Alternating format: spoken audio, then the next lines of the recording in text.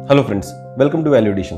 Value addition में हम आपके लिए लाते हैं छोटी छोटी कहानियां, कुछ ऐसी कहानियां जो रोज आपकी जिंदगी में थोड़ा थोड़ा वैल्यू ऐड करेंगी, जो ओवर पीरियड ऑफ टाइम आपकी पर्सनैलिटी को एक बेहतरीन तरह से शेप कर सकते हैं। तो चलिए सुनते हैं आज की कहानी। तो आज की कहानी हमने आपके लिए लाई है वर्धा डिस्ट्रिक्ट से।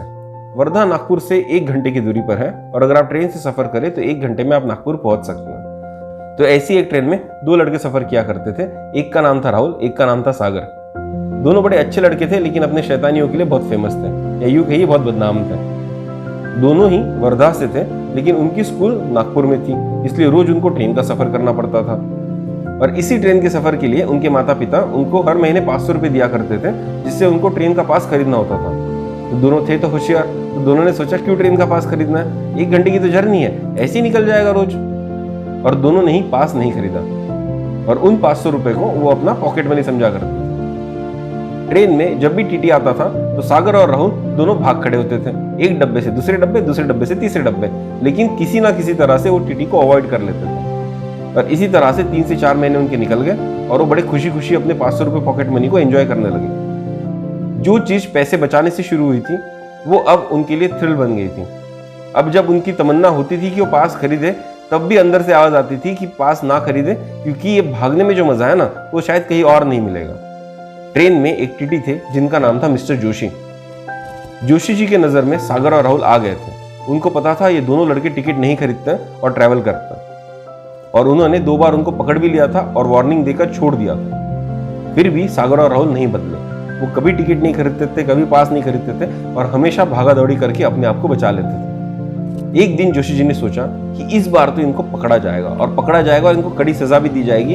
एक ऐसा सबक दिया जाएगा जिससे ये आदत इनकी परमानेंटली छूट जाएगी। जोशी जी आज जब ट्रेन में चढ़े तो उन्होंने रेलवे पुलिस के कांस्टेबल को बता के रखा कि देखो, आज मुझे तुम्हारी मदद लगेगी। इस ट्रेन में 2 लड़के आते हैं, सागर और राहुल। ये दोनों 4-5 महीने से ट्रैवल कर रहे हैं और इन्होंने आज तक कभी टिकट नहीं खरीदा है। जोशी जी ने कांस्टेबल से कहा, देखो ये लड़के वर्धा से चढ़ेंगे, तुमको पीछे से आकर इनको पकड़ना है और आगे से मैं आके इनको टिकट पूछूंगा, और इस बार अगर इनके पास टिकट नहीं होगा तो इनको एक कड़ा सबक सिखाया जाएगा। तो कांस्टेबल भी मान गया और इस बार सागर और राहुल की खैर नहीं थी। इस बार उनका पकड़ा जाना तय था। वर्धा स्टेशन आया, ट्रेन रुकी, सागर और राहुल हंसते खेलते ट्रेन में चढ़ गए और जैसे वो हमेशा करते थे वैसे ही फ्री माइंड से अपनी बातें करने लगे। जैसे ही उन्होंने जोशी जी को देखा वो भागने लगे, लेकिन इस बार जब वो डब्बा क्रॉस करने की कोशिश करने लगे, वहां पर रेलवे पुलिस का कांस्टेबल खड़ा था। कांस्टेबल ने दोनों को धर लिया और जोशी जी के सामने लाकर खड़ा कर दिया। जोशी जी ने पूछा, बताओ तुम्हारा पास कहाँ? सागर और राहुल के पास पास तो था नहीं। जोशी जी ने कहा, इस बार मैं तुम दोनों को छोड़ूंगा नहीं। बिना टिकट ट्रैवल करने का एक जुर्माना होता है और जुर्माने के साथ साथ जेल की सजा भी होती है, और इस बार तुमको दोनों लगेगा। तुमको फाइन भी लगेगा और तुमको जेल भी जाना पड़ेगा। नागपुर स्टेशन आया, जोशी जी और कांस्टेबल राहुल और सागर को लेकर उतर गए। सागर और राहुल की तो सिट्टी पिट्टी गुल हो गई थी। उनको पता था कि इस बार तो बहुत बुरे फंसे। वो चुपके से जोशी जी के पीछे पीछे चलने लगे, क्योंकि भागने का फायदा तो था नहीं, कल फिर से इसी ट्रेन में आना था। आज भाग जाएंगे तो जोशी जी कल पकड़ लेंगे। तो उन्होंने सोचा कि चलो अब जो होगा सो देखा जाएगा। अब जोशी जी के साथ जाते हैं और अपनी सजा भुगतते हैं। अंदर ही अंदर उनको गिल्ट तो बहुत था, अंदर ही अंदर डर भी बहुत था कि अगर घर में पता चल गया तो क्या होगा, लेकिन कोई और रास्ता तो था नहीं। तो जोशी जी के पीछे पीछे चलने लगे। रेलवे पुलिस थाना आया, कांस्टेबल पुलिस थाने के अंदर गया, लेकिन जोशी जी अंदर नहीं गए और ना ही सागर राहुल गए। वो चुपचाप जोशी जी के पीछे पीछे चलते गए। जोशी जी धीरे धीरे स्टेशन के बाहर निकलते गए। एक रास्ता आया, जोशी जी रास्ते से चलते गए और कुछ आधा किलोमीटर चलने के बाद एक घर के अंदर जोशी जी चले गए। सागर राहुल भी जोशी जी के पीछे पीछे जा रहे थे।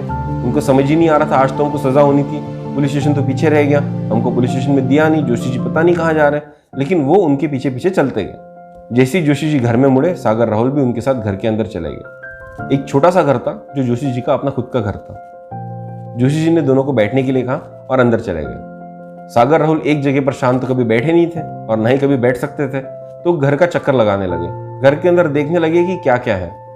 तभी उनकी नजर बगल वाले रूम पर गई। सागर ने उस रूम में झांका और उसको कुछ ऐसा दिखा कि उसने राहुल को आवाज लगाई, राहुल जरा इधर आना। और राहुल सागर के पास आता है और दोनों उस रूम के अंदर जाने लगता है। वहां पर एक 25-26 साल का लड़का बेड पर लेटा हुआ था। वो उसके पास जाते और छोटी सी स्माइल देते और बोलते, तुम कौन? तो लड़का कहता है, मेरा नाम श्रेयस है और मैं जोशी जी का भतीजा हूँ। सागर राहुल कहते हैं, ओह अच्छी बात है, लेकिन अब तो दिन के 10 बज चुके हैं, तुम अभी तक सो रहे हो? तो श्रेयस हंसता है और अपने पैरों पर की चादर हटाता है, और जैसी वो चादर हटाता है राहुल और सागर दोनों एक कदम पीछे आ जाते हैं। श्रेयस के पैर नहीं होते। सागर राहुल को थोड़ा सा गिल्टी फील होता है कि पता नहीं उन्होंने उसको क्या बोल दिया, और वो श्रेयस की मदद करते हैं बैठने के लिए। सागर श्रेयस से पूछता है तुम्हारे पैरों को क्या हुआ? तो श्रेयस उनको कहता है ये एक लंबी स्टोरी है, लेकिन मैं तुमको बताता हूँ। वैसे तुम दोनों का नाम सागर और राहुल है ना? तो सागर और राहुल आश्चर्यचकित हो जाते हैं, तुमको कैसे पता? तो बोलते जोशी जी ने बताया था।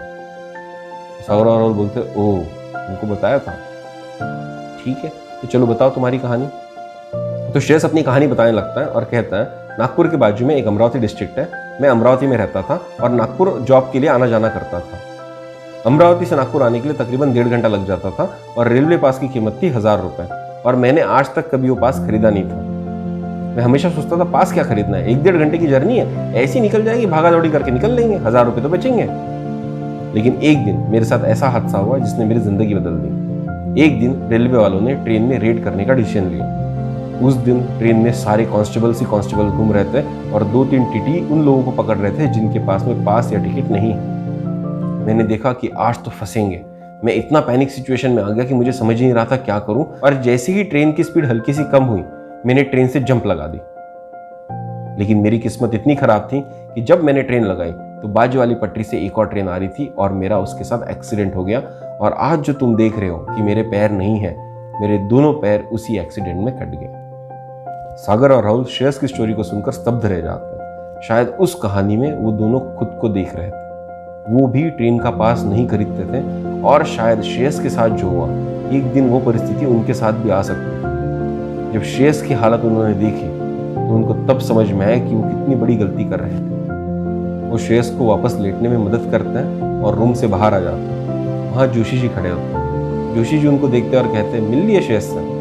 सागर और राहुल मुंडी हिलाते हैं, मिल लिए। लेकिन वो जो नटखट हंसी हमेशा उन दोनों के चेहरे पर रहती थी, आज वहां पर उदासी का माहौल था, एक स्तब्धता का माहौल था। जोशी जी उनके कंधे पर हाथ रखते और बोलते देखो मैं तुम्हें सजा नहीं दिलाना चाहता था, लेकिन मेरे भतीजे ने अपने दोनों पैर उस एक्सीडेंट में खो दिए, सेम गलती करते हुए जो तुम लोग करते आए।